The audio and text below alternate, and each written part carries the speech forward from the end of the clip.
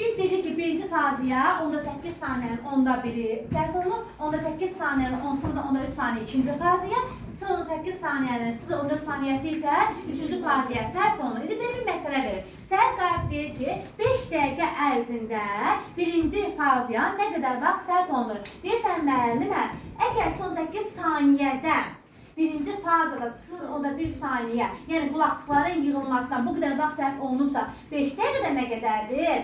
Əgər məndən dəqiqə kimi cavab soruşursa, bu dəqiqəni saxlayıram. Əgər saniyə kimi cavab soruşursa, dəqiqəni saniyə çevirəm. Nə edirəm? 5-i vururam 60-a, məsələmi işləyirəm. Yəni 5 vurulsun 0,1 bölünsün 0,8 saniyə. Bir də belə bir məsələ deyə bilər. Sənə deyə bilər ki, əgər ikinci fazaya 6 dəqiqə vaxt sərf olunub. Bu nə qədər vaxt ərzində olub? Onu da yazıram. Deyirsən müəllimə, ikinci saniyə, ikinci fazada 0,2 saniyə.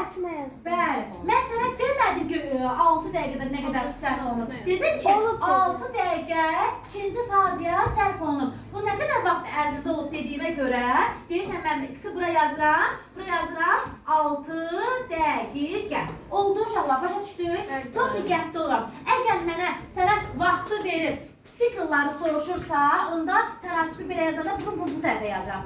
Əgər mənə siklın vaxtını verib, ümumi vaxtı soruşursa, bu zaman tənasibimiz belə olur. Oldu uşaqlar.